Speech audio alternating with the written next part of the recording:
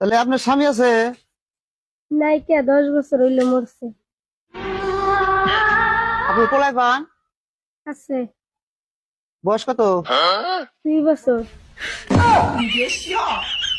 আপনার স্বামী মরছে বলে 10 বছর ধরে, বাচ্চা 2 বছর কি বকরে?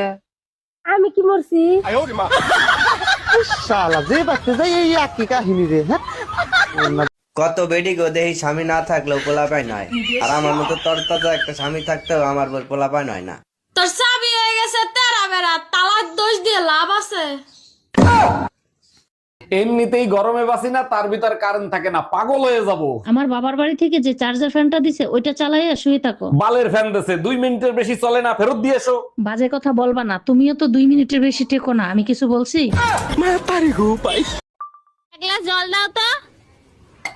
আরে গ্লাস উপরে ধরো, আরে কলের মুখে ধরো, আরে ওই মুখে না। এই আলুগুলো একটু ধুয়ে ফেলো তো। দাও।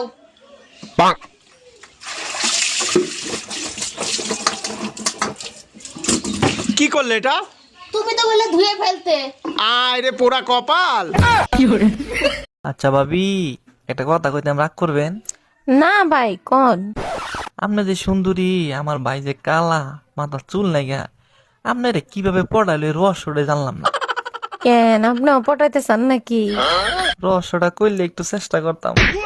আরে রহস্য কিছু না, আপনার জমিটা আমার নামে লিখে দিলি তো পড়ে যায়।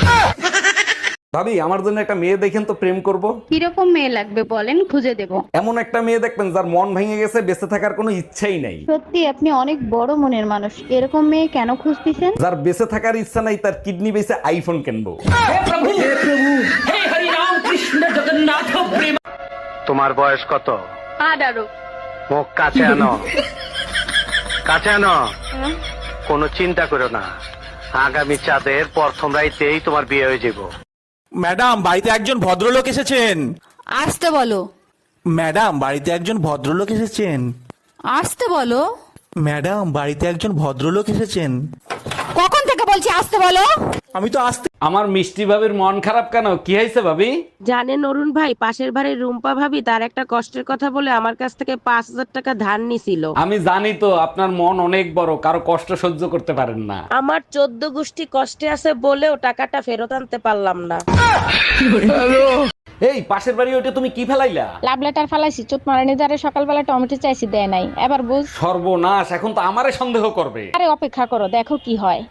আমি জীবনে কোনোদিন কোনো মাইয়ের দিকে ওইভাবে ফিরে তাকাইছি, সব দিছি, তুমি কাও। বলছি, এইটা কি ঝুনঝুনি পোদ্দারের বাড়ি? না না, ঝুনঝুনি পদ্মা 3 বছর আগে এই বাড়িটা আমাকে বিক্রি করে দিয়ে তো চলে গেছে। সে তো এখন এখানে থাকেনি। কিন্তু ভাই তুমি কে? ঝুনঝুনি পোদ্দারের নামে একটা পার্সেল ছিল, পার্সেল দিতে আসছি আমি। আসলে আমার নামই ঝুনঝুনি পদ্মার। আসলে আমি ভাবছিলাম তুমি কিস্তিওয়ালা, লোনের টাকা আনতে আসছো।